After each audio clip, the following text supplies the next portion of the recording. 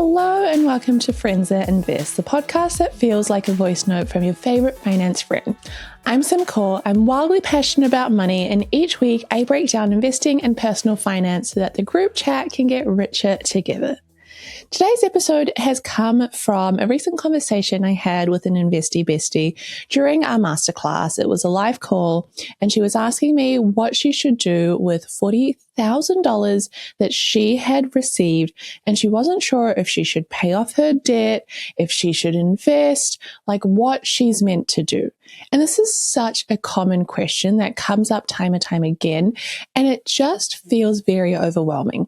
Let's say you come into $10,000, you get a bonus, you receive a windfall. If you're American, you stub your toe at a Walmart. I don't know how it works over there, but it just seems like the compensation structure is different. If you are in a position where you're like, okay, well, now I have a bit of money, but what on earth do I do, Sim? Like, how do I make sure that I'm doing the smartest thing with my money and I don't set myself up for failure?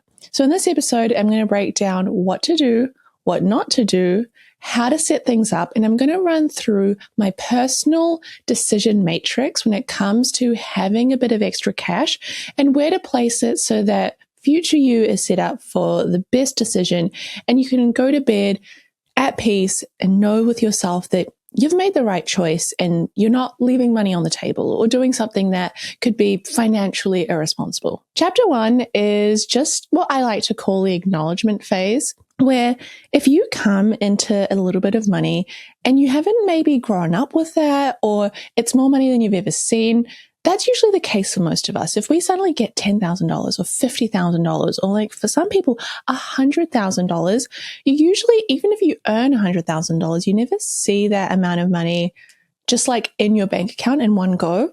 And so it feels overwhelming.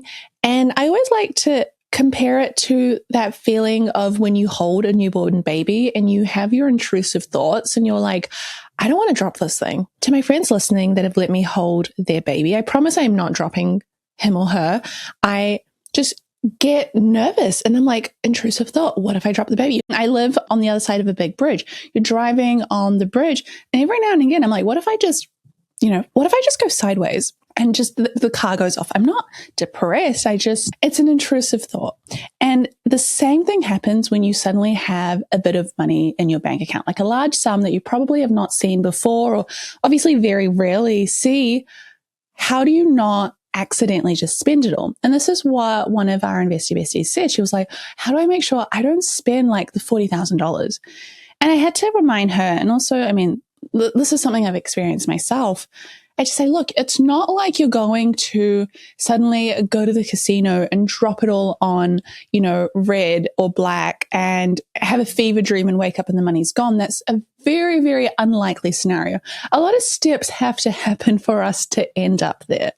And sometimes the smartest thing to do is to take that money, put it in a separate account. You can open up a new account within your bank that you use. It's probably wiser to even use a second bank account if you've got one with a different bank so you don't see the money, and just put it away until you decide what you need to do. Because if it's out of sight, it's out of mind, you're not going to go and just spend it all and like freak out and buy everything in a Sephora. Like that doesn't happen. It doesn't happen, and it's not going to happen to you. So you just need to trust yourself. And now the next part, chapter 2, this is probably my favorite part, is the decision matrix. I've created this matrix because we all have different needs. We all have different backgrounds. And oftentimes, like, you'll hear myself say, personal finance is personal. That's why it's called personal finance. Like, you might have a different risk tolerance to me. You might want to do this differently to me. And obviously that comes because, legally, people cannot give you financial advice unless you are sitting down with a financial advisor one-on-one, you're paying them. And that's, the only time where someone should look at your personal journey and go, okay, this is what you should do. So while I can't do that, what I can do is give you like a flow diagram of what works, just to point you in the right direction, because we're all going to have different needs. Some of us might have student loan debt.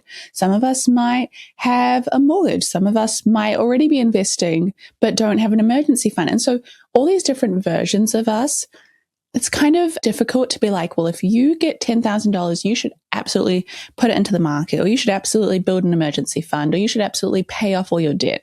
So how do you figure out what to do?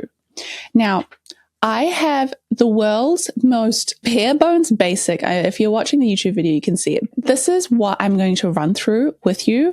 And this is how we're going to figure out exactly what you need to do. First of all, if you have $5,000, $10,000, $20,000, $100,000. Step one is you're going to move that money to a separate bank account. Step two is I'm going to ask you a question. I'm going to say, do you have high interest debt? So this is debt that is 5% or more.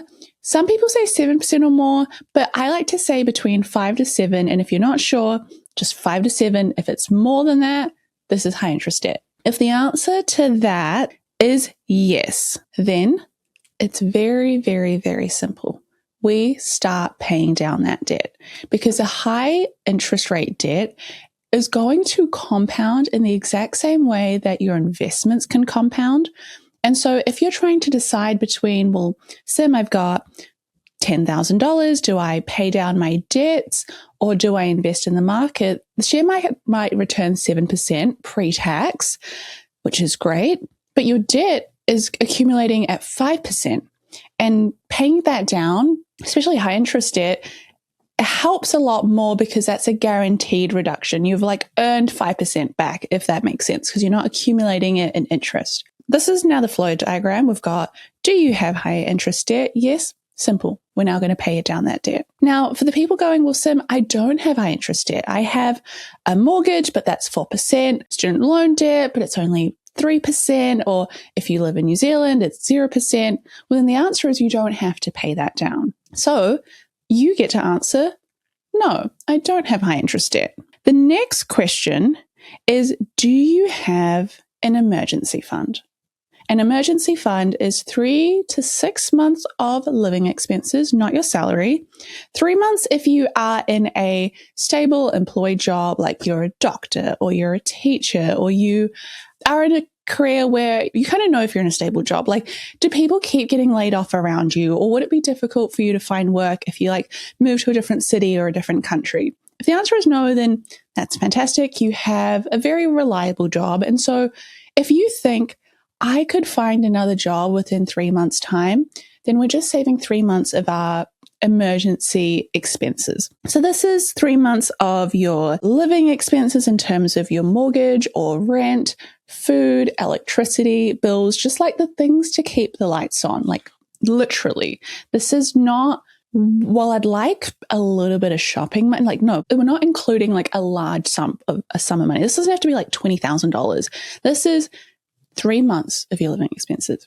Now, if you're someone like me that has a fluctuating income because you're a business owner and you take on bits of work here and there, maybe you're a creative or you own your own business, your income is going to be more unpredictable. And if you lose your job, it's going to probably take you and I more than 3 months to find income again. So in our case, we want to have 6 months of living expenses saved up. Again, living expenses, not salary. So if you're making $100,000 a year, I'm not saying you need $50,000 saved up. That is insanity. That is a lot of money, and probably not money that is at good use because it's getting eaten away by inflation. 6 months living expenses, we put it aside. If you, we'll start from the top, do not have high interest debt at more than 5%, and you do not have an emergency fund of 3 months or 6 months, then that is what you're going to do with this windfall money. You are going to pay yourself into an extra bank account. You're going to call it rainy day fund or emergency fund. Ideally, you look for a bank account that has a good interest rate, but we're not looking for a bank account that's going to lock in the money. So we're not looking for one that says, hey, you can touch this money, but you have to give us 90 days notice. Or this is a term deposit where you can't open it up for another year. We want easy access to this money. We want to be able to go, oh my God, my tire went flat because I drove on the road I'm so not over this. And I hit that little chip of wood and now I need to replace my tires with $600. And obviously I don't keep $600 in my daily checking account. So let me pull it out of my emergency fund. It is not fun if that emergency fund is not something you can access for like 30 days. We want instant access. So now you've built your emergency fund. We go back up to the top of the list. So if you have $10,000, if you have no high interest debt, perfect. The next question for you is, do you have an emergency fund of 3 to 6 months? And if you do, fantastic. The next question for you is, do you want to invest? Because remember, this is really important. Not everyone wants to. I personally think we all should invest.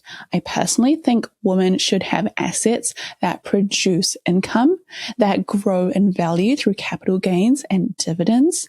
Like, I don't see this as being an option, but I understand that I'm incredibly biased. And so if you want to invest, then that is fantastic. And now that extra $10,000 that you have goes towards investing in the share market. And if you wonder, well, Sim, like, what do I invest? Like, do I put it all in one go? Do I lump sum invest it? Or do I invest it like slowly? Like, I've had people, share stories of how they've sold their company. So they have like $400,000 to invest. That's incredibly, incredibly impressive. Do they put it all in one go? Do they stagger it? And what I shared with them was a study that showed that, yes, you probably should stagger those investments, dollar cost average, maybe $10,000 a month or $20,000 a month. But another study said that time in the market is better, and that oftentimes putting in a lump sum has a better outcome than dollar cost averaging if you are investing at the right time when the market is low, which again, none of us can predict.